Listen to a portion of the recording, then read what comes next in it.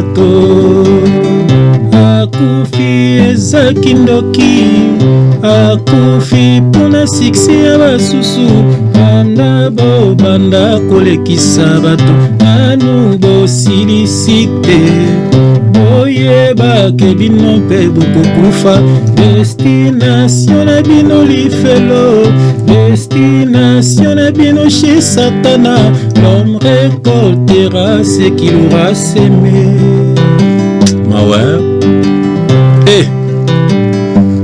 kaka mpona koluka succès kaka mpona koluka bomengo mokili oyo bazolekisa bato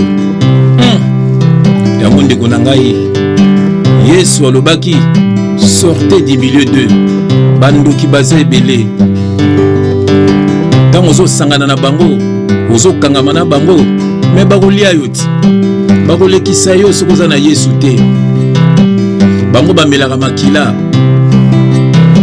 babomaka même babebe basombaka babebe na bamorgue kaka mpona succès babomaka bajeune fille babebisaka bavie ya bajeune fille ebele bavie esebeba botambolaka na mpoka lelo moto na nzambe aosolola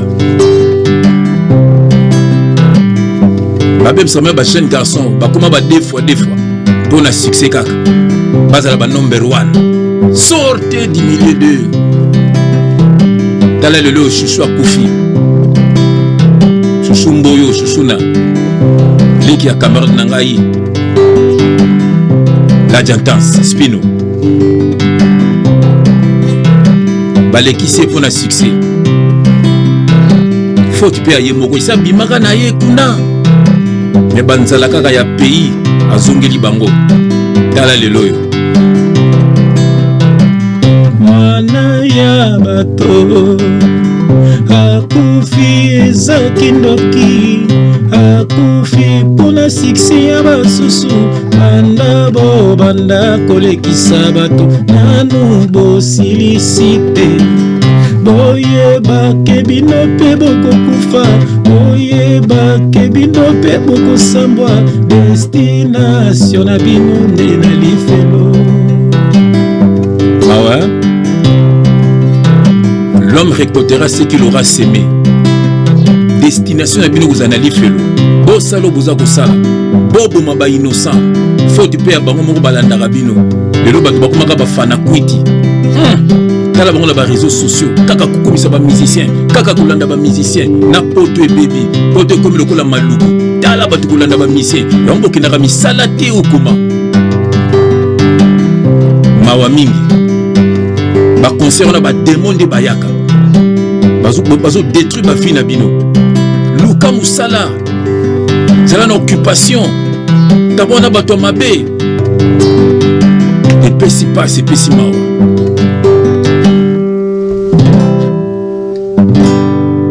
bien-aimé dans le Seigneur landa émission oyo okoteyama au nom de Jésus-Christ. Ciao.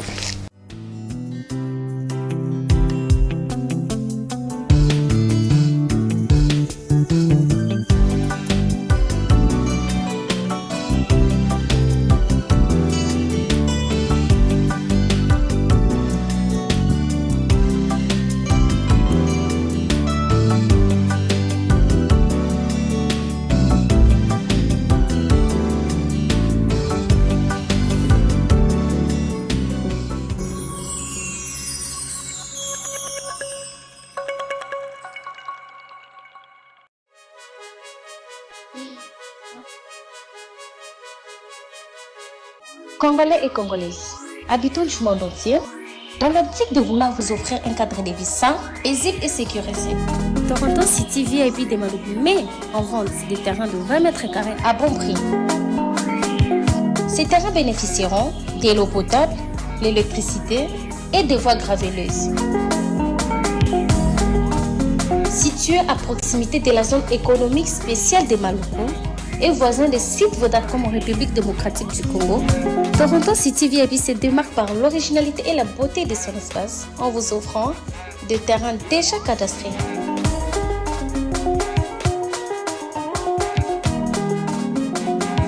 Biso Toronto City VIP de Maluku. toza non loin en zone économique pene ya cité Vodacom toza awa na ba parcelle ya 20 mètres carrés na talo malamu. Possibilité de paiement cash ou par échéance. Pour plus d'informations, contactez Papa Willy Mafoula au +1 905 730 15 40.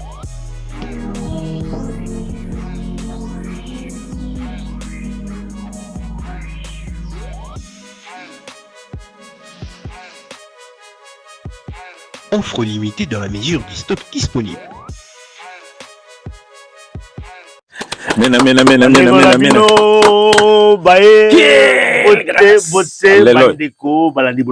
Partout à travers le monde. Amen. Bienvenue dans la studio à Bissou à Sika. Alléluia. Toujours à améliorer. Amen. Image à Kitoko. Amen. Dorénavant, donc, tu as plus awa. De temps en temps, on le retrouve Bissou. Dans la studio Oyo. Pour la Bino Kaka. Basango ko édifier bino. Amen. Que Dieu te bénisse. Amen. Pour na Nzambe, yimura sa planifier bansela na bino. Quel joie. Bon na bino pas cité. Amen. Bien-aimé. Bolingo na bonzambe ndeleki nyoso. Amen. Boyoki déjà Nzembo. Comme ça toujours Nzembo quand ils a introduire émission na biso ya lelo donc voilà Boyoki Nzembo ya mawa Nzembo ya liwa. Mon frère donc Bogolex Sabatu Tikan. Bon on toujours Bogolex Sabatu pour la succès na bino. Alléluia. Bon voilà donc on a dit Nzembo ils allaient ko annoncer en tout cas émission na biso ya lelo émission na biso ya lelo ils allaient na ba témoin belé to koloba lelo awa. Sujet liboso et ko en tout cas thème oyo batwa lobela mingi oin de Dieu.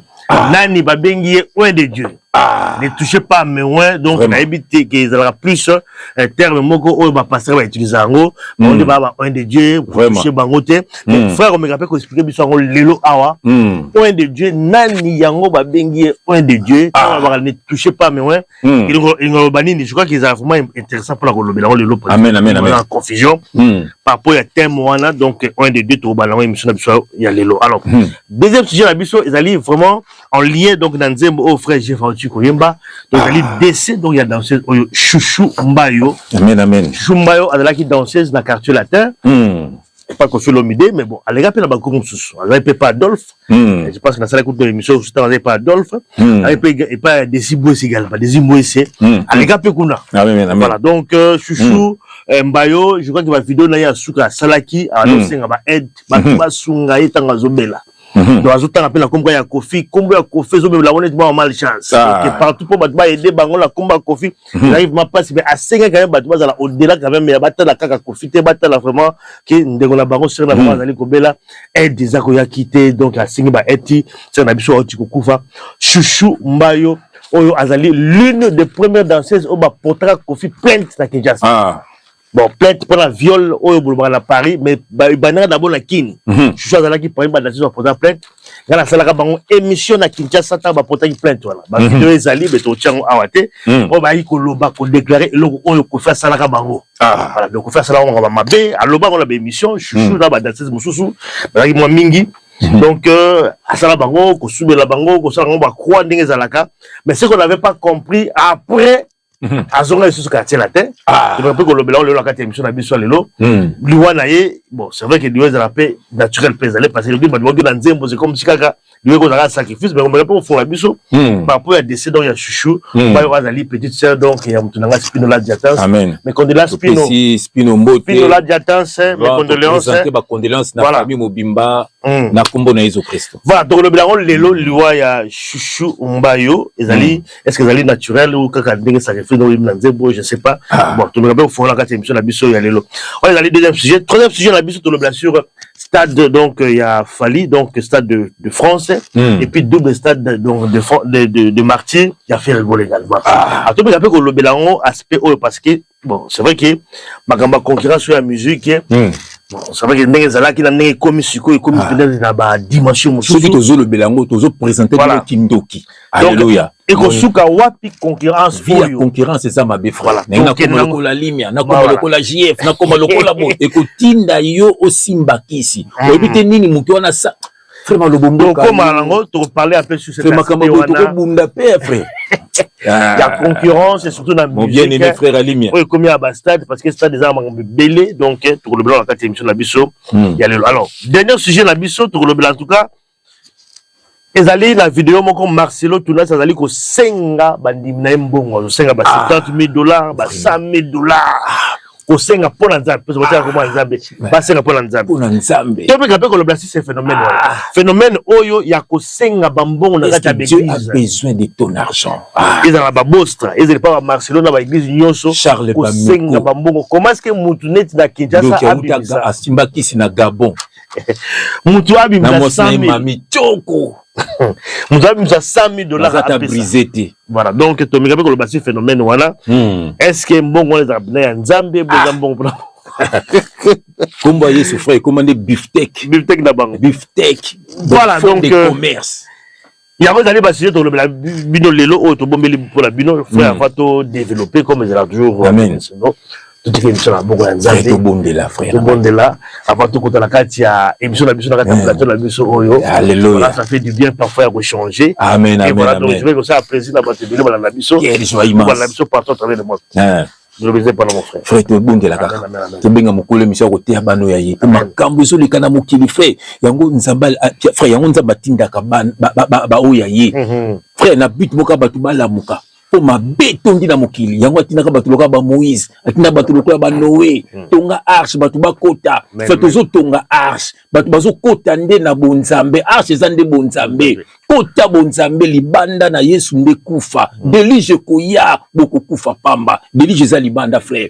combien bazo tika mokili mutu nyonso ko kufa frère mais kufa nde na Yesu bikisa molimo frère to bondela mon frère to bondela frère to benga mukolo mission aya ko édifier bano ya yebiso to zala effacer au nom de Jésus-Christ bien aimé to bondeli éternel Dieu des armées papa to pamboli kombo na yo to kumisi kombo na yo ko tambola na Yesu nde esengo talo pesi biso plateau kitoko to yebaki kutu te nzambe yo so préparaki déjà plateau tala plateau kitoko toujours pour na ko édifier peuple ya yo nzambe yango to kuteni na frère nanga limia pour to la musa peuple na yo nzambe o baza na ignorance o baza ya kokufa il faut baser kwa nzambe balanda ndeyo po ba faux serviteur de Dieu ba koti déjà na bergerie ko yiba mbongo ya bato ko bimana basi ya bato ko botisa bango même bana mingi na makata ba mariage baza bana mibali te ya mibali na bango te baza bana ba faux pasteur papa ta l'abomination ko bebisa bana ya bato ko bima même na mibali ya bato na bana même ya mibali baza ba deux fois et pesi passe pesi mawa na mokili kuna ko boma bato papa pona ba succès na bango papa yango zo tinda biso pona bano ya yo bato Yesu akufela bayoka son de la trompette bakabana na bato ya mabe pe na makambu ya mabe papa po ete babikisa milimo na bango pambola mutu nyonso azolanda biso nzambe papa koisa ba chaîne na bango nyonso zo ko détruire ba vie na bango papa pambola pe frère na nga limia pambola libota na ye pambola bana na ye batanga malamu batela mwasi na ye nzambe bitumba na bango kota kimia na ndako na bango nzambe na bomoi totike mission na maboko na yo papa tozala effacer bana na yo papa yaka kolobela bango papa te po bazwa bomoi papa que le Saint-Esprit parle pour l'édification de ton peuple au nom de Jésus-Christ nous avons ainsi prié et nous disons amen amen amen, amen. Oh bien-aimé ningana soyez dans la joie bande kuna bino on est là to lobaki na bino to reloba na bino lisusu nyonso to komona nyonso to koyoka to kobimisa na poisa na but moko kaka bana nzambe bazala sauver au nom de Jésus-Christ. Amen amen amen amen merci mon frère pour la prière toujours kota amen na kati émission na biso ya loba sujet auto préparé pour na bino on toujours kota kati émission na biso sujet liboso zali oin de Dieu oin de Dieu nani babengi oin de Dieu ne touchez pas à mes donc tout le monde ba pasteur ba s'approprier en tout cas terme wana donc oin de Dieu ba oin de Dieu toucher bango te ke bana oin de Dieu so yango pe bangisa so ba biso ka toucher oin de Dieu te frère tout le monde ko fungola pe aspect sujet wana sur oin de Dieu nani yango bengi d'abord oin de Dieu zalani yango na kotanga verset moko frère limbisa ngai natanga verset moko na lombango awa naza na Nazana psaume, psaume chapitre 105, verset 15. Amen. Et je vais lire au nom de Jésus-Christ, frère, verset dans Yango. Ne touchez pas à mes oins. Ouais. Alléluia. Et ne faites pas du mal à mes prophètes. Ne touchez pas à mes oins et ne faites pas de mal à mes prophètes. Mon frère, Et là, qui nini? Ah, bah, le bili, ancienne alliance, na nouvelle alliance. Dans l'ancienne alliance, frère, ils allaient qui ba prophète, benza ba tindaki. Dans la nouvelle alliance, frère, biso tout, aux ba oin de Dieu. Un de Dieu, Yango, ne touchez pas à mes oins et ne faites pas du mal à mes prophètes. Parce que ma prophète, a tindaki de ba prophète. Vous savez, si que biso nyonso tout oza ba oin de Dieu na ndenge nini parce que ce que na exode zela bolimbisi frère bolimbisi ce na kena exode vite fait yoka na tanga verset moko na exode chapitre 30 wapiango exode chapitre 30 voilà exode chapitre 30 na kena on a verset 22 il est où verset 22 voilà exode chapitre 30 verset 22 voilà yoka l'on tanga frère d'expliquer normalement OK au moins un oin de Dieu, c'est qui? Les hommes qui ba ouendreye. C'est ça, oin. Oin de Dieu, voilà. Ba ouendreye. Donc, ba pokolier ma futa. Dans l'ancienne alliance, frère, bandaki ko sala huile d'onction. Et là, qui huile d'onction. Pour que la huile d'onction, fallait que ça ait 5 produits. À partir de 5 produits, il y a un de bossela. Il y a un à partir de 5 produits, il y a un huile d'onction. Pourquoi 5 produits? Parce que dans la nouvelle alliance, il y a 5 ministères. C'est ça la révélation. Voilà. Bon, dans 5 ministères, on a pas le Saint-Esprit. Donc, huile, il y a la nouvelle alliance, ils ont présenté Saint-Esprit. C'est quoi un zamba sur le baquet? Assez à pakoli bisonyo sur ma futa. Donc, moutono sandimeli nzambe frère. Azana ma futa, aza ouen de Dieu. Bah, tant que so bano que non, bisonde ko toucher bisote, azo ko sayo, pour yo posa ouen de Dieu. Na kotanga ngo frère, yo kono ba produit bazale ko pesa batou, et bano bimsa huile d'onction. Exode chapitre 30, na bano on a verset 22. Frère, landa bien, et je vais lire au nom de Jésus-Christ. L'Éternel parla à Moïse et dit: prends des meilleurs aromates, yokato bandi, 500 cycles de mythe, de celles qui coulent d'elles-mêmes. La moitié soit des 150 cycles de cinnamome aromatique, 250 cycles de roseau aromatique, 500 cycles de casse selon le cycle des sanctuaires, et un in d'huile. Voilà, et un in d'huile, moni 5, d'olive. Moni, yoka moni 5, hein, yoka, verset 25. Tu feras avec cela une huile pour l'onction sainte. Moni frère. Voilà. Voilà. Composition des parfums selon l'art du parfumeur. Ce sera l'huile pour l'onction sainte. Moni frère. Tu Boniso, 5 wananan. Donc, à partir de 5 produits, il y a la huile d'onction. Voilà. Huile d'onction, on a pas bâtango banani. Vous avez mon frère, bâtango, ba prophète. Moni, bâtango de Dieu. À l'époque, le bâtango Aaron. Comment, zana tangango rapide. Nazana, Exode 30 toujours, na verset 30, wapiango. Voilà, yoka, j'ai lu au nom de Jésus-Christ, yoka, tu oindras Aaron et ses fils. Pambate moni, nzambe tanga bakotaki bango na terre promise. Mon frère, donc biko le nyoso, donc exemple baluba, bozu terrain na bino, ba Congo bozu terrain na bino, ba Mongo bozu terrain na bino, apesi ba terrain siko ezaki moko ba descendant ya Aaron. Mon frère bango bazwa ki terrain te pourquoi? Parce que nzamba ponaki bango ba salela ye. Mon ba lévite. Voilà, nzamba ponaki bango ba salela ye. Yango lobi awa, yoka frère, yango lobi awa, abi tu oenda Aaron et ses fils, et tu les sanctifieras pour qu'ils soient à mon service dans le sacerdoce. Voilà. Donc, bah, ko wendre ba prophète, ba sacrificateur, voilà, na ba roi. Il y a grave baronde bazalaki, oui, bah oui, voilà, c'est dans la nouvelle alliance, ils ont des bisous. Parce que nous pouvons que la nouvelle alliance, ils allaient. Voilà. Yoka, toke nango, yoka le nako tangawa. Yoka. Avant peut-être au pouce à la frère. Oui. Ce que bazo wendre bango pour ça la ligne. Yango des autres représentés pour Saint-Esprit azalaki na noté. Voilà. Donc c'était yango des autres représentés ce que boni ba 5 produits na puissance nzambe. Voilà. Boni 5 produits na soki ba pakolio comme l'onction bango ya nzambe. Ko loba loba ba biso boye okomi ndenge. Donc 5 produits na nzambe, mon yango des représentés Saint-Esprit. Yango yoka awa, yoka loba lobi na biso awa. Na Apocalypse chapitre 1, frère Batola batanga rande ma comité. Et puis bandeko na biso balinga pe ko tanga tiango ba kosaka bango. Yoka Apocalypse chapitre 1, on a verset Yoka na on a verset 4 et je vais lire au nom de Jésus-Christ. Bien. Jean aux 7 églises qui sont en Asie. Que la grâce et la paix vous soient données de la part de celui qui est et qui était et qui vient, ça veut dire Jésus-Christ, et de la part de 7 esprits qui sont devant son trône. Il y aura verset 5, et de la part de Jésus-Christ, parce que Dieu c'est lui-même. Il est le Père, le Fils et le Saint-Esprit. Alléluia. Le commencement et la fin, l'alpha et l'oméga. Alléluia. Mutwazaman.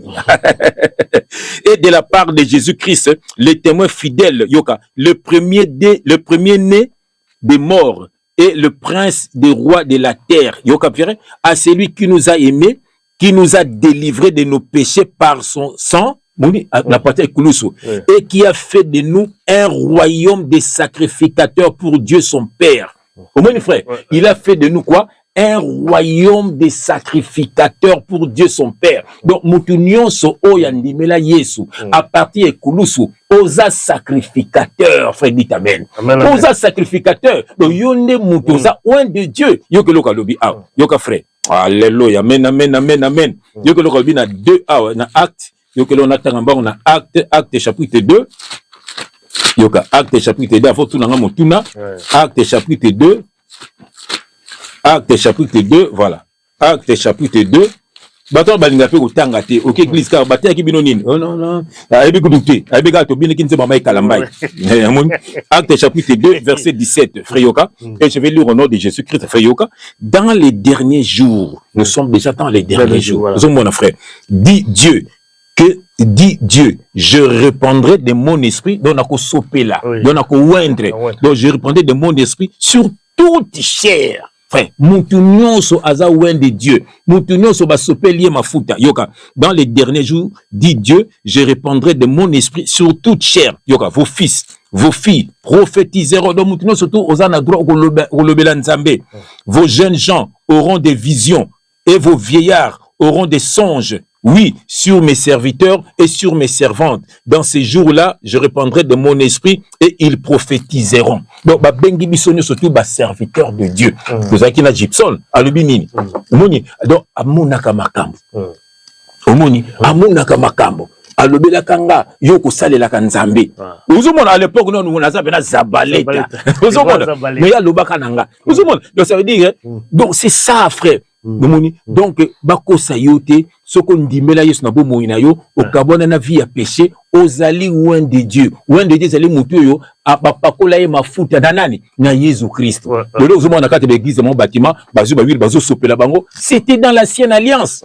Bakosa sopela so mutu mafuta te ko mafuta wana lui nous préparons ndenge ba o komami na Bible wana faut tout la bango siko faut préparer la ndenge ba il faut pas ça lango boy au moins on a l'église bâtiment bazo sopela batu ba l'huile on a commission passé yoko commission pasteur amen au moins ba pratique wana ya ba mafuta ya ko préparer biloko ya ko check lelo so ko salemi ba ba on ba kisi za biloko ba bien. Mais oui.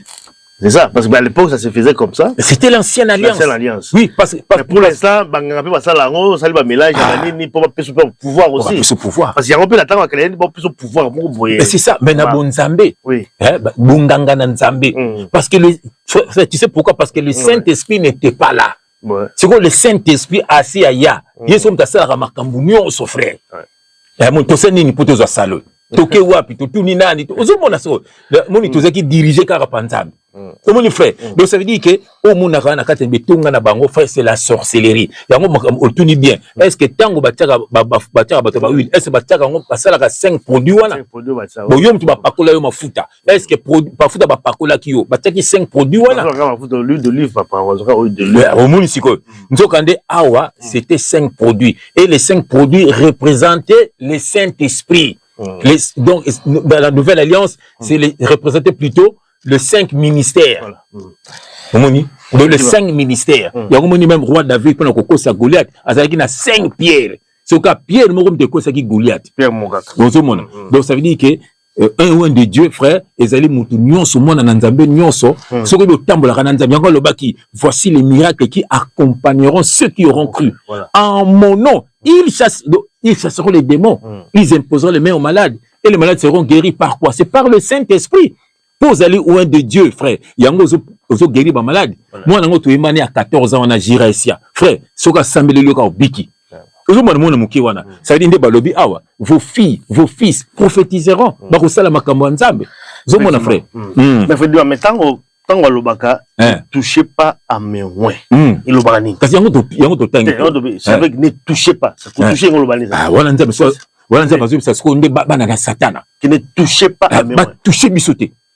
Ça veut dire donc combien de toucher ça veut dire quoi babumbisa biso te kobumbisa biso ça na kofinga biso yo ebi bato combien bafinga biso na ba réseaux sociaux basali susu combien bakufa combien ba chaîne na bon pe kangama mais biso dernier virage ti lelo zakaka ozomona donc babumbisa biso po nzambe abi nini na Exode 14:14 abi de garder silence car l'Éternel combattra pour vous yango c'est bon ne touchez pas mes ouins bandoki ya famille bandoki ya quartier bandoki ya ba camarade bandoki ya ba collègue bo touchaka bana na nzambe te yango moni mingi bozana ba problème ozomona ya ba passer pe baloba mo mingi te bango so ba comme ça ngoli ti bango nde ba ouin bazo ko ça ce pas mais attention ko lobela mabe ya pasteur lukuta ban frère bato bazana kata église dans mon bâtiment baza pe ba ouin ba répéter basa ba ignorant quand ça bazo ba ne touchez pas mais ouin do ba toucher bisoté.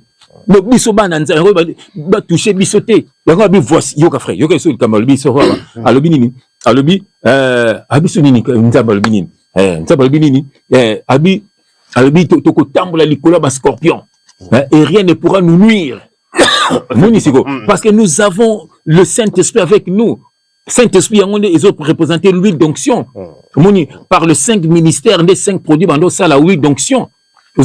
Donc ndenge biso tozali à frère tozali ba ouin de Dieu donc ozolanda ngai soko yebi kozamo na nzambe c'est kozali ouin de Dieu dit amen ba kosa yote yaza ouin de Dieu te parce que yazo tamaja na péché moni bon pour Bible binini l'ange de l'Éternel campe tout autour de ceux qui les craignent et il les arrache du danger.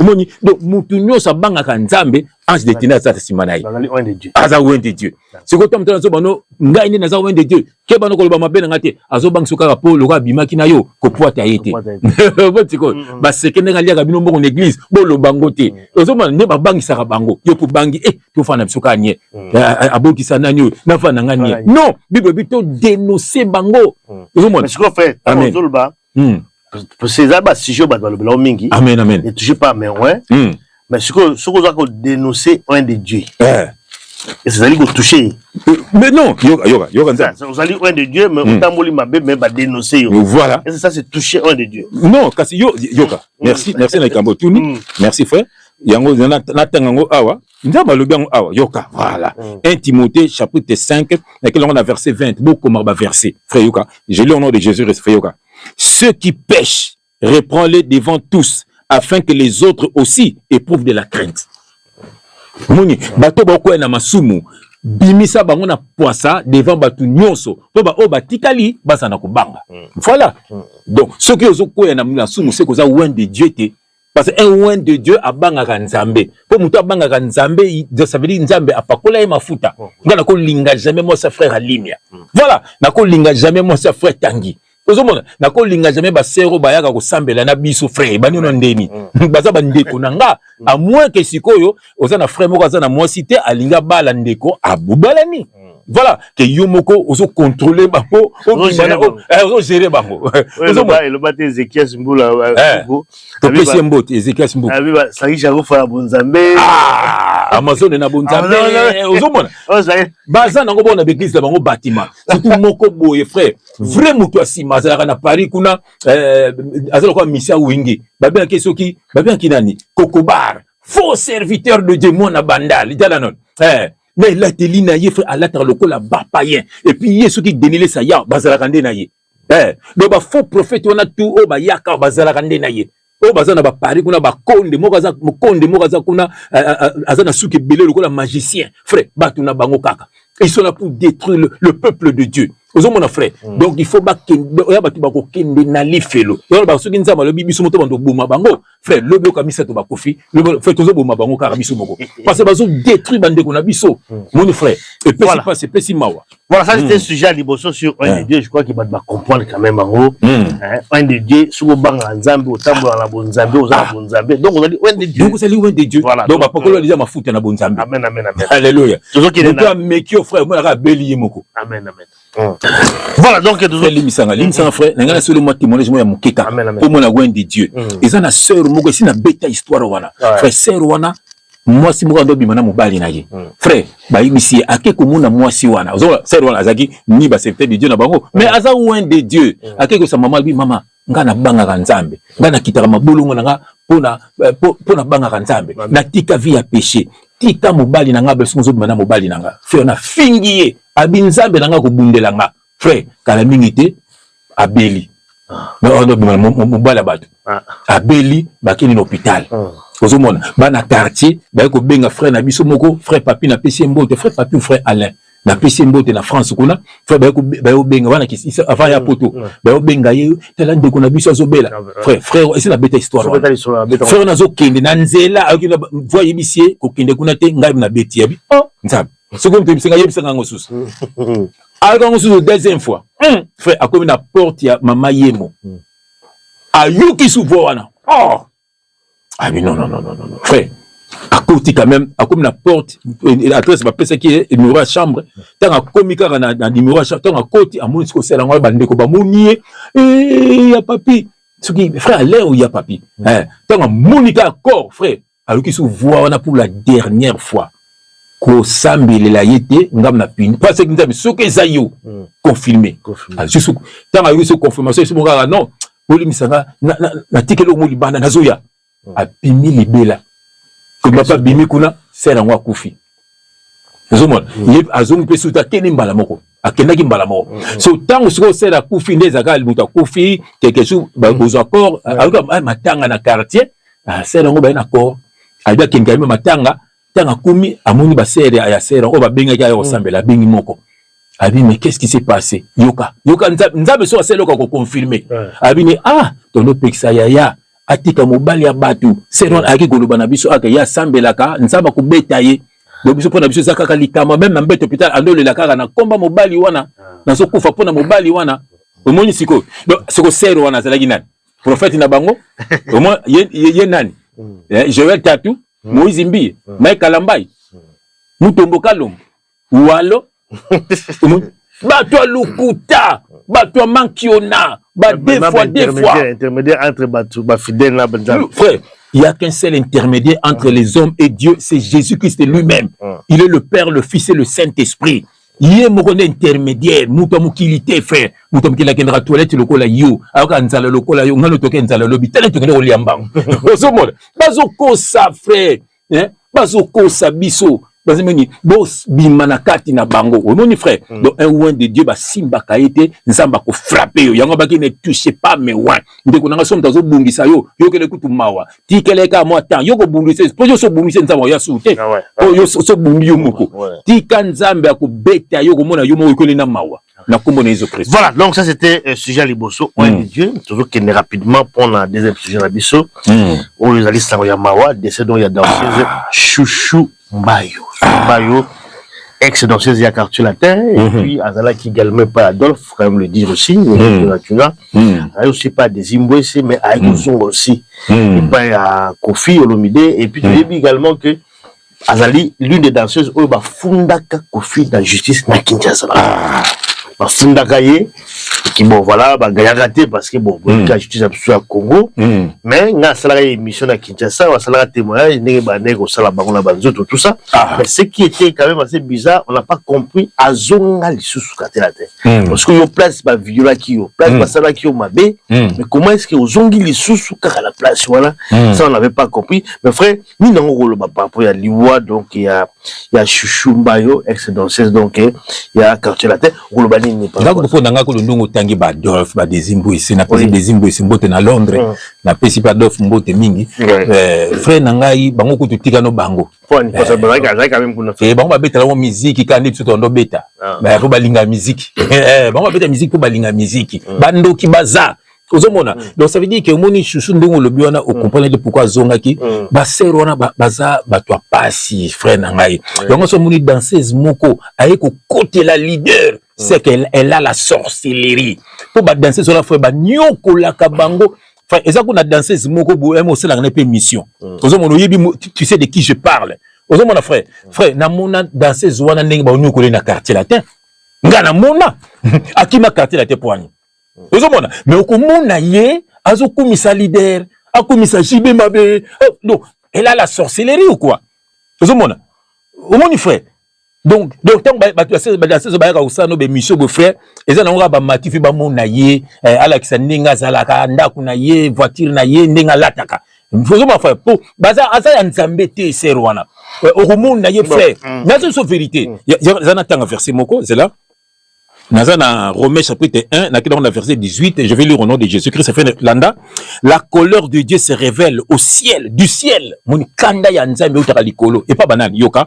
La colère de Dieu se révèle du ciel contre toute impiété et toute injustice des hommes qui retiennent injustement la vérité captive.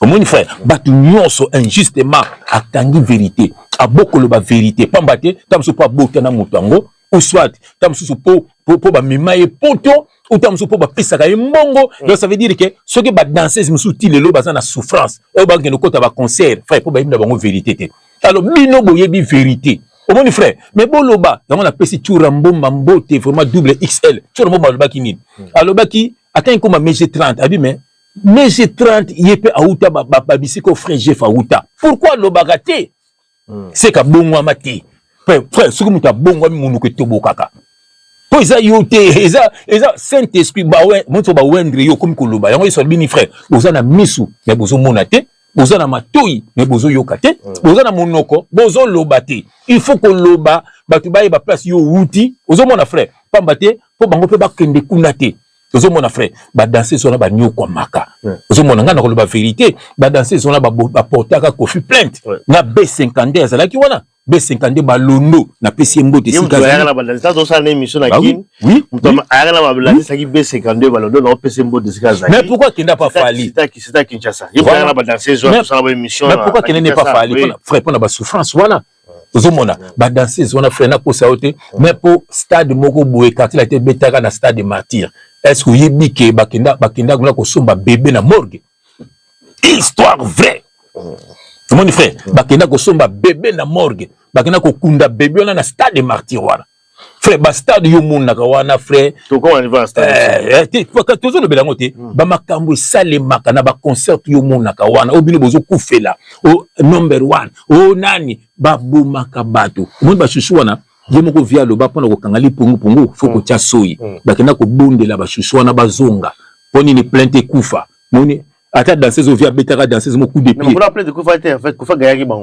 ça ko gagner yo mo lo ba Kinshasa c'est vrai que ba frère est-ce qu'on gagner il y avait pas de preuves tout ça oui pourquoi parce que même batongo la majorité pe bazawana na bakata ba jugement ngo ba juge ngo bazaka bandoki na bandoki ozomona bato ba frère maçon ba kutangi les gens na butu au moins frère nangai donc ça veut dire même na poto awa frère ba ko poto pe plainte au gagner no pété pas ni ceux qui mutala baza ba frère maçon frère ba solo les gens na butu yango vraie justice frère jugement ya solo frère ezande na lola omoni avocat ya solo yemoko Jésus-Christ donc soto bangaka te bakangisa biso babetisa biso baboma biso frère basala oyo bakosala frère parce que Satan ba boaka yi awo yango bango ba régner mais jugement dernier ezali omoni bakozala sévèrement jugé et puis bako kende na lifelo frère na kombo na Jésus-Christ ba vena nga ba tonto ba ya ba le au chuchu de Parc des Princes mbayo mwana bino leki na bino sepesa bino na robina busunganga botala ko felo mdete so botali ka po kombwana lelo na ko ke papa chéri so ka tali ka kombwana osungane ngati kombwana so na ke pa bo so bateka kombwana so ninga mngana okufa likolo kombwana ngana okufa non kufa bino botala boteto sungete ntoko na souffrir président na ngawe ambassadeur de la paix yangiama ba chéri ba collègue na mikolo ba président ba jeune Watanabe Fali Poupa Ferregola ndeko na Fabricas donc Adolphe Dominguez de boze belé ba président o ba yemba ba artiste Congo bosunga mwana bino au chouchou ndeko na Londres Paris États-Unis Paris. Alléluia. Mes frères, c'est vrai la vidéo là est au total awa awa zo senga lisungi. Au monde zo senga lisungi voilà boki ndeka zo loba azo senga lisungi et qui bon eloko za ko bon peut-être kombo ya Kofi là ti ko lanzo to ba zo aider ba monter la comp. Yango zo loba bike attention qui pas JB en ce qui aide en plus parce que kombo ya Kofi. Voilà. Ay bota kombo ya Kofi te bo sunganga. Mes frères, quelle est la question là? Est-ce que kozala ex danseuse ya Kofi et comment ngambo pour la bango ke batba sunga bango te pose na kipa? Bien sûr. Pourquoi? Pourquoi? Bien sûr, pourquoi? Parce que bien sûr, pour moi. Pourquoi? Parce que le vieux azana conflit na batu nyonso. Ça veut dire que batu wana bazo banga pourquoi? Parce que ba dit que eza misala ya soloka. Tango ye akozwa yo, yeba ke azana bitumba na Kofi. Bon, voilà. Non, c'est vrai, pour l'esprit, mais que ça n'a pas l'esprit. Au moins, ils ont l'esprit, mais ça, bien sûr, mais aux hommes là, je suis tout au monde, je suis déjà banda kala, banda kolela, ata morazana mami tazoma, bah c'est la koufa. Tout le monde, frère, mais pourquoi pas qu'on aide bana wana, ce que ça n'a monté ma ya solo. Bah vous mettez dans l'orchestre, bah coli, frère, une danseuse, une femme, frère, que moi ça à nous n'a qu'avant. Ozomona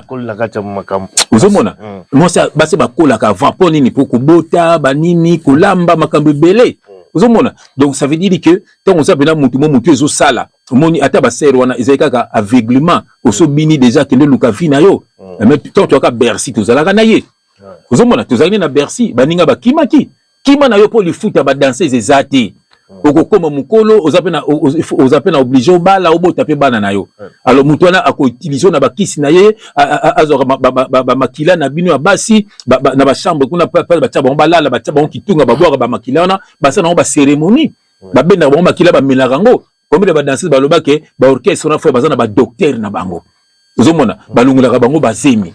Et mon c'est frère, pour bazan a besoin à fœtus wana pour basala ba makambo na bango. Alors bino pe bozoyo ka bobima na ba orchestre wana tango ye poto kima na yo. Mais kima o poto kima na yo pour oso bina kina kini mingi. Tango comme na poto récompense ale benana na yo. Voilà, ça la vie na yo. Mais bon o tikeli ka wana, ozo mona titala. Tu au moins famille pe bazaba leki la l'air. Lekeli l'air ozo mona et puis tango yo munene, ya za besoin bana mikie. Le moniteur mon colis déjà à comment ko sundola yo allez au moins ba na sika mike mon frère bateau ba côté la ba leader wana ba pesa nga kanda ya kosakana te omoni attendez mon mutu kwa Eric tout ya zape na audace ya ko répondre ngai biloba loba mabe tuba kolo Eric tuti yogo kende na lifelo okozika na moto na seke Eric tuti yo na poto tikala omoni ba mission wana moni fi wana ayebeke ba mission ba okima yango ka bulu ka non butika na bino awa qu'est-ce qu'on a kim ko recruter n'importe quoi tant on se sali cohésion frère mon ko la cohésion dans groupe et singa ba repebele nous se sali équipe na yo so comment tika mo que nous ko recruter les sous pas beke mutanga zonga ngazalate omoni frère mutanga zonga ngazalate ko balona koko Eric tuti nano ozomona voilà donc omoni ke yango seli ke botika na bino voilà Eric tuti awa tikali frère Eric tuti tamso kazanga nazo finga ngaza motu na nzambe c'est l'esprit du père qui parle en moi donc ça veut dire Luka vina on a ce koto ça fait beaucoup d'aller bonsoir me fait bien na ko yamba ete na mbaki Gibson sur avec Gibson aussi mais Eric tuti ayebi que surtout qu'il a émission là voilà oh Jean-Pierre super frère chef Fongo alléluia Jeff Fongo c'est un ami de longue date c'est un frère de longue date. C'est un collègue de longue date. Ma bébé, Jean-François, de l'Ekokisama. Alléluia. On a plusieurs fois. Il faut d'accord. N'est-ce pas le mot de la souris de Alléluia. Vous êtes une détermination. ça bon moi dans nzambe bouger bataki mobulu moko nzambe siko batabo munda sana voilà mutu moko moni ki yoso mona ke mutu comment expliquer yo mutu okomi kinisika aussi bana bakonzi bakanga kayo biso bakolo moko bakonzi tu bayebi donc nzambe azako diriger vie na et pas comprendre mais qui c'est Dieu non comme t'es on va la tête je suis comme sambela yakala amen ngali bobo la mona ebi nzambe pas tout le monde la prière toujours avant concert égyptien la sambela oui sambela tout le monde va pas ça ça va tout bayebi on a la tout fait moto ça va la mama moto tout bandi maratene qui c'était les tout puissants nzambe amen merci éternel Dieu tu es le tout puissant merci éternel Dieu nzambe tata merci éternel nzambe ya Congo alléluia donc il faut que ça puisse réveiller vraiment Dieu fait ce caractère mais Egyptien mais nandengo nanzela ka ndenge kende la ngoboy yo lobito yo kopika même au chalet côté déjà mais au beta ka ko tukuna au Londres ouais là ça me la macasse pour ça le mot Dieu est le maître des temps et des circonstances ils en attendent pour moi la blague à cause que na deux pieds so ka sala na makasi et simba tango yo ba faut servir de Dieu pour autant so ba yela mbongo ba yela basi amen to fa no tema Dieu c'est ça indi n'importe comment OK d'accord alors et voilà ce la preuve ça qui était l'interprète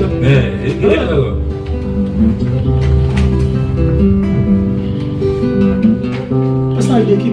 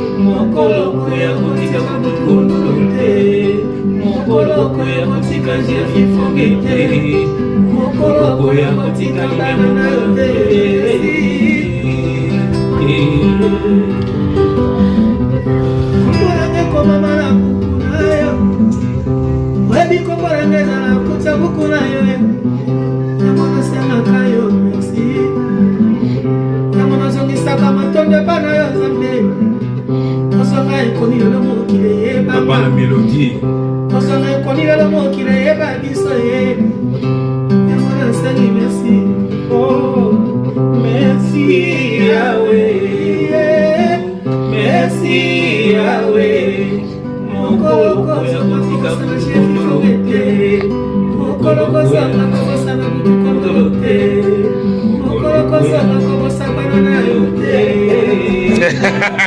Là c'est l'improvisation. Ça fait un plaisir quand même, je crois que ça fait depuis 27 ans, donc 98. C'est ça. 98, c'est 27 ans. 27 ans, oui, c'est ça. Depuis Bercy. Ah oui, ça fait 25 ans alors. 25 ans, tout ça. Bon, on l'a insulté. Même Orléans. Non, c'est vu plusieurs fois. Orléans, tout ça. Oui.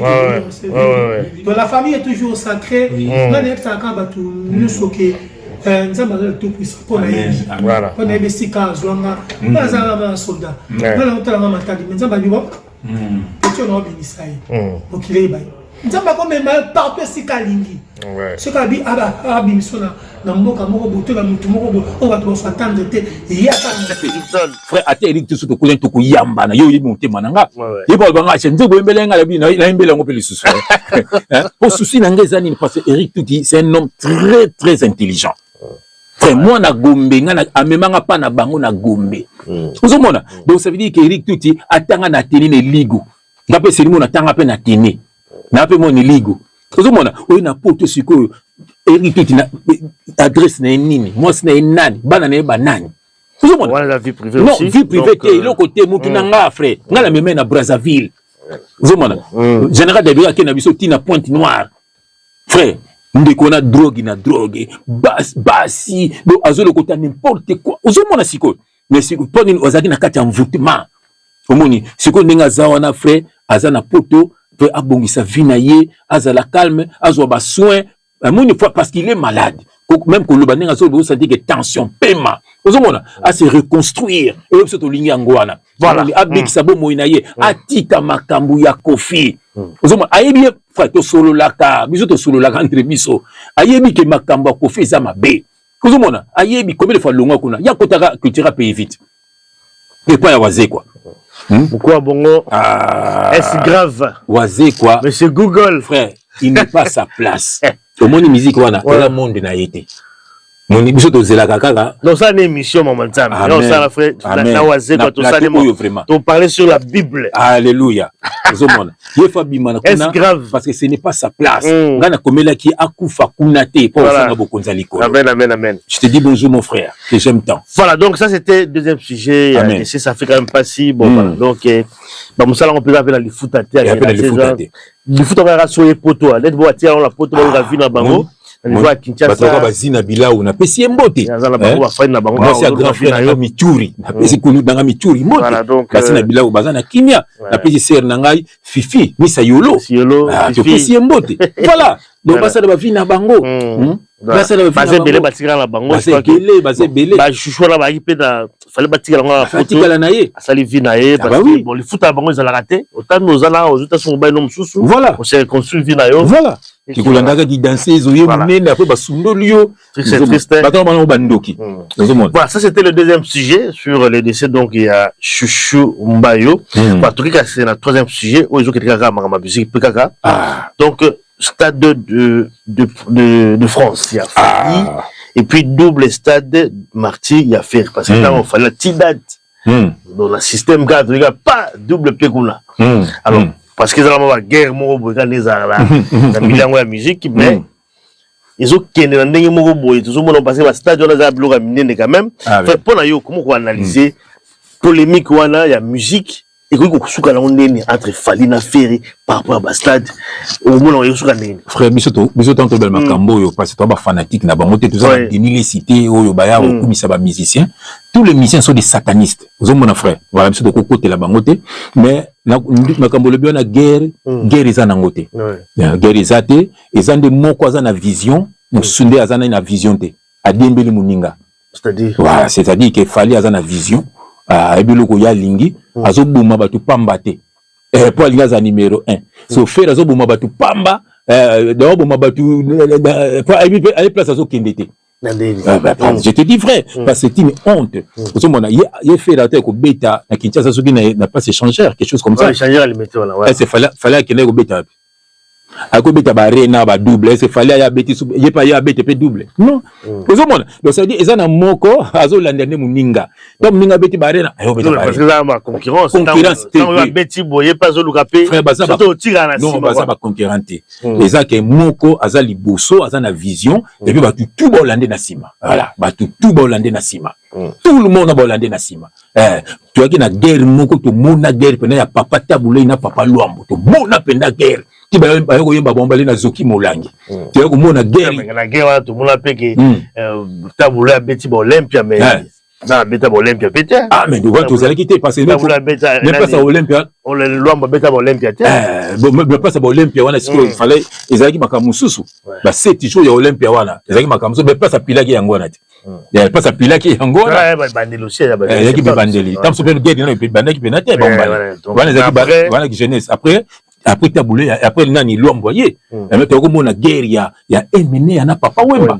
donc oya beta ti ba ke même podium vous on a même podium ça dit bazo bunda penda bo ala ti bo donc so mona guerre yango wana to comme on appelle guerre ya Kofi na papa wemba so mon frère wana pe ki no guerre ki Kofi nda zo bando ko bumbisa nde papa wemba oh papa please papa top as pas ki na souci a doubler ga papa wemba donc mona guerre ya Jibe na Wera comment ni frère donc ça dit que oya beta même date Wera zio Jibe ce qui Zénith Wera na parler de sport même jour mona ba na Kinshasa frère na Fikine oya za na school on a primis frère mais il y a ce qu'on fait pas au Lingabo, mais au monité. Merci de lobby. Au lieu de faire à Zolinga, yom to lobby. Parce que Zali, c'est Tibo Zati. Mais ce qu'il y a, j'ai bien vu d'être Moukalinga Giti. Et c'est que les deux sont forts. Blague à part. Les deux sont forts. Pour la vérité, malgré moi, quoi gagner. Vous avez gagné? Bon, ça peut dire. À la fin, tout le monde a un résultat. Histoire vraie. Ngaza Moutouna Nzambe, Nassou fanatique à Moutouté. Nous avons gagné, ça vous rançon. Parce que après guerre, tout le monde est guerre ici là pour aller. Nini amabenga na sali pote na koma ennemi jire ya mutu moko polaki alelaki aleli penda manso na kosala ba mais le oyo mutu azobeteza jibe te guerre kasi il faut guerre ici là c'est le fait donc c'est le fait salami alors match sili drapeau bien bimi voilà match sili allez ouera pe panaye to moni pe na suka to moni ke bato abundaki na bango guerre lelo baza ba leader. Alors voilà, mais ce que côté JB, bato abonné dans mon guerre bazar. Ah, au moins c'est que gagner à Samoko. Et puis oui, a réalisé Makambo belé, avec ba double zénith. Donc ça dit que guerre c'est si là. JB les lois comment le cola Emelia, n'a pas si Nokolias mbot wana noko ba misenyo surtout Nokolias mobile ya sœur nanga bébé Senzongo wana ba petite sœur na biso. Poto vana na ba mama na bango moni donc bana poto akala ozomona ba mama na ye ba mama leki na ye wana ba sœur na biso to staffa na bango na poto voilà donc c'est ça donc moni Emile lelo yo abetara c'est Djonga na pesi Djongo kula mbote na qui pas au produit frère nanga César Loboko mobile maman Judith moi na quartier na biso quelle grâce donc ça veut dire que JBP a comment lokola Emelia na Kinshasa abetaka pe na babar chaque dimanche abetaka na ba anniversaire mais pour guerre c'est silat boni so on to ka wera zo continue zo beta barena donc yesko jibesko yo ora pe ko beta yazo bumaka batu pour zo mona yazo ato bumasusu azo bumaka batu kuna wenge lokolo kuna za wenge lokolo ya ona seki kibens sala ke bana lokolo na yo Jidel sala ke bana lokolo na yo leki nanga janta misini lisimo sala ke bana lokolo na yo Rio kona moto na Nzambe tozela kona bonzambe Rio po place no peza kuna te sala keba na lokolo na yo kuneza wenge lokolo fikare noni sala keba kuneza wenge lokolo uzomona Kibens kumuneza Nsimba Jules Nsimba wana pe mona quartier na biso na Gombe sala keba na lokolo na yo voilà donc mais quand même on attend toujours la banini mais spirituellement parlant alléluia quelle est peut-être la suite ya Makambaron parce que c'est bien, tout le monde a stade, banine, tout ça, mais les deux, sur le plan spirituel, comment est-ce que vous jugez? Non, Kassiango, ça c'est la sorcellerie. Benga Tolobi, au moni, Kofi, stade de Martimo, à Betara, frère, Bakendaka, Kozwa bébé na morgue. Ozomona, frère, Bakunda bébé, on a na stade. Ozomona, tout le monde a stade, y a faire, frère, tout le monde a publicité à combien de temps? Moni plein, wana. Ozomona, initié par Moïse Mbié. Histoire vraie. Tout le monde a publicité à Moïse Mbi, à na couloir. Avant d'y na trône, tina souka, tout le monde a publicité à faire. Même, faire un monde aïe, comme un guide spirituel, un maître spirituel, Moïse Mbi. Tout le monde a stade, Yamaï Kalambay. Au senti, pendant que kibo païen. Tout le monde a payé, Yafali. Tout le monde a mort, coup, tu vas koufa. Tout le monde. Donc ça veut dire qu'il fallait qu'on tourne ça, ça a un problème, parce que, à ça, des gens, démoner baroya. Bah oui, même faire, attends le bidé, après, il y a des démons de bakoya. On a besoin de battuter. Bateau baroya, vous allez dépouiller, pas il y a des démons, donc, sortez du milieu de, Bokabanana, ba païen, ba faux pasteur, ba faux musicien, ba faux politicien, Bokabanana, ils sont là pour vous détruire.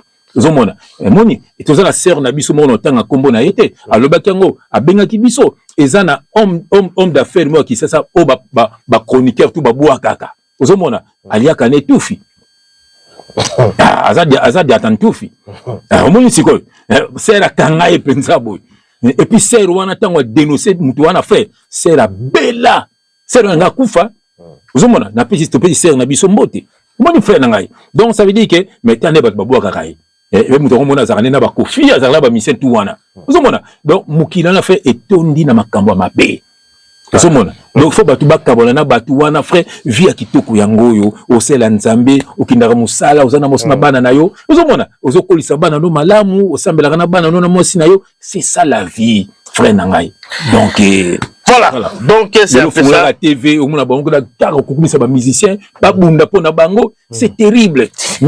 C'est terrible. Envoûtement sur envoûtement voilà. Esclave peuple noir et banana ba koko na biso ba tuka esclave mindele ka biso esclave moi mutu mo angina ali mangindi lelo na comme nga esclave na ye donc ba tuni musuka bongo kolanda ba musicien kolanda ba politicien ora lingambo ka la patriote ye kaka kolinga kaka politicien yango na frère Nabiso Nambote, tout le monde est maîtrisable. Voilà, il faut que maîtriser Bangona Kombo Jésus-Christ. Voilà, donc rapidement, toujours. Rolanda Yesu. Yango Paul Aloba qui est Paul Napolo, ça tuni bateau. Et ça me t'a couffé pour Nabino Biso. Voilà, vous avez couffé pour Nabino Azali, Bolanda Ndeye. Oh, alléluia. Voilà, qui n'est pas là aussi, ça, aussi, ça me sujet, oh, il y a Marcelo, c'est vrai que ça, quand même, passé à Senga, Bambongo, et les des mots 30 000, 100 000 pour l'Anzambé. Bon, on a goûté à Wapi, frère, dans la groupe, ça va bon, belé, bon, frère. Phénomène, ou la frère, ou Senga, Bambongo, pour l'Anzambé, Bambongo et belé, ça pour ça, on nini, pour l'Anzamba, ça, on nini, il nous colle par rapport à Bonzambé, Nambongo. Il y a un des excuses à occuper la église, nous sommes, boss, on chez les autres, les gens Kamakuta, puis Bambongo a miqueté. Bambongo belé, bateau peut passer la rater, mais ça n'a pas ballonné la tête. Mais est-ce que Mbongo on est contre la frère? Mais on a fait le verset, ma commande est au thérapie. Je répète ce autre. 2 Corinthiens chapitre 4, on a verset 4, je vais lire au nom de Jésus-Christ, frère Yoka. Pour les incrédules, voilà, dont le Dieu de ces siècles, il y a un Dieu de ces siècles, dont le Dieu de ces siècles a aveuglé l'intelligence, avec l'intelligence afin qu'il ne voit pas briller la splendeur de l'évangile de la gloire de Christ, qui est l'image de Dieu. Mon frère, donc, on va vivre, bon Nzambe a soloté, mon gloire en Nzambe, yeso kufa pona bango, mais bango ba aveugler bango, mon intelligence na bango ba bomi yango. Mon frère, ba comme na bango kolantaka ba pasteur, pesa mbongo, pamba, ebe utaka, moto ba tsaka ba na baptême d'eau. Avant, bateau na mai, il y a qui à invoquer. A bengi ba démon. La minga moise mi aussi. Na koti. Omoni, to ba tu na mai, fait ba démon so bazo tanga bino. Moni beaucoup ba fana kuta mutu wana. Il paraît que tu pas à Marcelo tu na si démon wana, la compassion na wana, frère, à sala ba piscine. Parce que ataka ba na baptême. So ba mai wana kindaka wapi. Omoni frère. Donc bateau na basa bandoki, frère nzamba isi biso makamba mbongo te. Évangile ça makamba mbongo te. Zomona. Ba si Yesu, babi il faut te foutre ba impôt. Yesu bibo tala no mbongo les na longianani. Et longia César était roi à l'époque. Alibu pesa ya mokili ya nzambe ya nzambe. Ça dit mbongo eza pona mokili frère. Modi ozokindaka musala frère na ngai. Yango fo sombelamba, yango fo futa ndako na yo, yango fo lesa moso na bana. Zomona. Mais makambo ya nzambe frère, eza makambo molimo. Omoni eza ko annoncer nani évangile. Poni po batu batika mabe. Zomona frère, mutat ayeba ko tambola na sia mokili oyo. So akufi lelo nzamba za molimo na ye. Moso tambola na masumu Satan kokota na vie na yo, akobloquer bana na yo, akobloquer yo, akobebisa mariage na yo. C'est ça et puis akoboma yo. Comment on fait? Yango faut tambola na nzamba. Yango but ya évangile. Ko batu babika, batu baza. Soko ka yango to but. Moso accepter Yesu na bomo na yo. Frère, otiki mabe, bala moko komi loin de Dieu. Moto ko toucher le sous-souté. Pour avec ne touchez pas mais ouais. Yo so za no loin de Dieu te. Yo za no muto mokili. Warrior, Gaulois, Spiritas, Pofifil, Moninga mona viva. Frère, batu na tout baza ba maudit. Ce sont des maudits. Frère, nga na famille na ngai. Et le bata ono silimba mais échec. Moi na poto, moi na poto, mais warrior, warrior ba papa pe ba sa frère. Ya ba koko kutu baza. Échec. Voilà. Donc ça veut dire que eza ba tout moko frère, donc ngalo ke la bango mawa, eza ba toyo, mon ko kinde ba conseil wana, okuta na ba démon, frère yo no papa oza bongo so bano bazandeni. Ozomona, yango loko kamate ba délinquance eza mingi na libanda, eza à cause ya ba parents. parents abandonné bana otiki mon pasteur mon yo moko boki lo yenge mama kuna muziki mo sasa koli mukolo ba mini jipi choko tatouage ale bana baza abandonné na ko éduquer bango ore na butu osambela na bana yo za na muziki papa sapeur tala nan OK frère na so loko moko soki to zongi muke na kini to ki bana mike ba pomso ba mikolo te non baki na ba moins de 50 ans ozomona mais tande bazaki ba charismatique mais le long ba trentaine bah oui mais tande tondo oui tande tondo banga bango je suis étonné même yoba ke Luambo Makiadi akufa na moins de 50 ans 51 à coquer quand même 51 mais il était jeune donc ça se beta ba mamu wana avec na ba trentaine mais tu as la charisme Luambo Madilo Peda 51 aussi 51 ozomona omoni mais tel ce que ba charisme zaki nango ozomona mais responsabilité bazwaki ba trop jeune mais frère ezalaki mokili ya kala mokili ya lelo frère okomona tata mobimba 50 ans avant d'entrer parents loyenge masango beye 50 voilà muso omoni ka bafana na ba camarade mais mukolo muso baza na ndako libala mais atompaka moi do azaka kwa mona mukie ala taloko mona mukie ba mama mibimba ba ko bana mikie frère. Donc, vita ya loyenge, donc, nyamba bi le Dieu de ce siècle a aveuglé l'intelligence. Satan, moutazo bomisa bango, pas maté bakina ba concert, bakuta na ba démon, ba mission na bazako bomabino, frère. Comment on Bostra n'est pas de Dieu, Charles Bamiko. Il n'est pas de Dieu, Mosni n'est pas de Dieu, frère. Tano bakanga bona ba millions, frère, ba millions. Oh, moi, ça qui sont bandako, na famille na, frère, na bambonga ba location, faut bazwa yango. Ah, frère. Alors, si vous en avez combien? Il faut payer ça.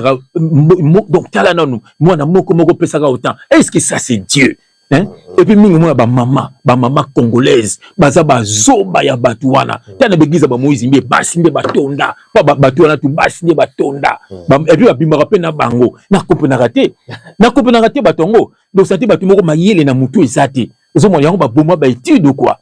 Zomona po bato comme esclave et puis boye bango ba pasteur wana ba travailler na politique baza na mission ya ko endormir peuple ba mission baza na mission ya ko tia loyenge na mitu ya peuple ya ko même ba conseil zomona na gouvernement de soutenir frère pour peuple faut baza na distraction ya on a ko tanga verset mo limbisa ngai baza na 2 Corinthiens chapitre 11 na tanga ngo mingi verset na bango ngoy na bala on a verset 3 je vais lire au nom de Jésus-Christ pour monake na kati langa nzambe bana ba satan na bazali yoka je lis au nom de Jésus-Christ ces hommes là sont des faux apôtres mon bible zo lo bango des faux apôtres des ouvriers trompeurs déguisés en apôtres de Christ.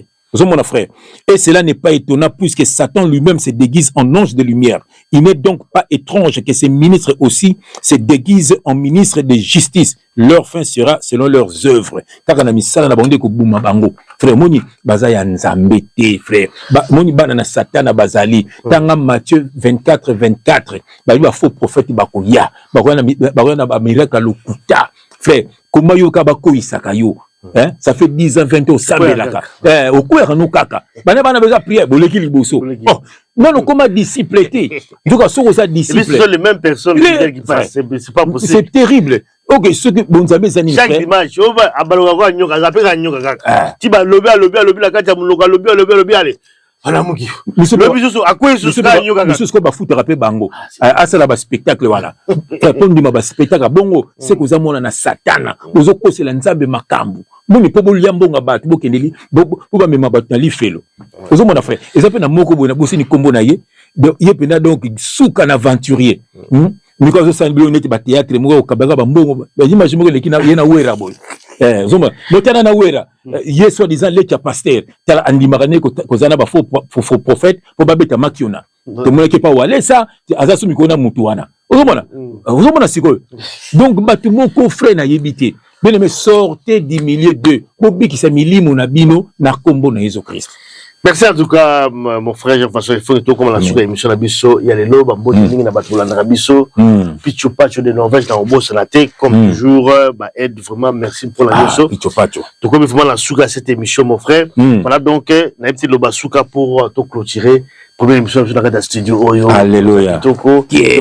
Voilà, donc il a bien équipé, mais bon. Amen, amen, amen. On a utilisé la blonde juste après. Alléluia. Le basso, ils ont dit, mon frère. Frère, le basso, ils ont kaka, bon Zambé, ils ont kitoko, ils ont simple. Ils ont te muta diriger moi na yo, a diriger mobile na yo, a diriger mboko na yo, compte bancaire na yo, do a diriger bana na bi. Donc ils ont bongo te. Et puis ta bo me bana na bi kuna babe yango ekodime. Boli misanga na terre me batiaka bana na misapi. Ozomona, yo yebi donc au sein de mission un ancien faux pasteur à l'Obatiango. Donc azaki na obligation dans le monde à ténèbres, il faut na chaque année va proposer une proposition. Mais c'est ça. Donc chaque année qu'on sacrifie 5 personnes l'église na chaque année qu'on dévierger fille na qu'on dévierger une fois fille moko na quatre églises chaque année au mois de janvier au moins tu bon on a ban Mickey au moins frère donc tant ban to na ser moko à se confesser pas na biso mon la traka témoignage c'est ba baby c'est na quatre églises wana zaka mwana muke et puis tu vois que ba parents n'étaient pas parents ba kufa avec un choqué bango au moni donc bino surtout bino ba maman congolaise au même bana kuna par force moi on bote mina poto comme fanatique à passer que na l'église bâtiment échec voilà échec merci à toi papa un frère bible moi si aza la soumise dans mobile na ye mais mobile pas linga moi c'est moi si ba baza ba soumise ba faux pasteur amon afinga mobile ma fuka melaka pasteur ozomona frère ba okeneli filo. Merci à toi mon frère, merci là bas tout au bolani biso to comme na suga ya émission na biso ya lelo. Botika malamu sika bozali to kuta na mbala. Nakanisi ami na ngamoko boyi na pesi mbote mingi suke bumba. Mwana général bumba. Suke na pesi mbote na mosi na ye, na pesi na famille mobimba vraiment nzambe abatela bino. Pierrot Mbale de tous les temps, Pierrot Mbale. Donc, il fait un petit peu Dodé, donc Pipa Lingarabiso, Ming, frère Dodé, Ange Poutou. Voilà, frère Ange Poutou. Voilà, merci Mingi, merci na salle. Donc, ça va battre la bino sur Bolandarabiso, vous avez belé. Notre temps à combo na bino socialité. To bote se na biso na Maïka Mandrandel na Canada. Nzamba battre la yo, nzamba battre la famille Mobimba, ba famille frère Limia. Nzamba battre la famille na yo frère. Bo sanité type mon conseil na kisasa. Nzamba battre la famille na ngai. Vraiment soyez bénis na combo na Jésus Christ. Amen. Amen. Merci en tout cas mon frère. À très bientôt pour la prochaine numéro. Ciao ciao. Quel grâce.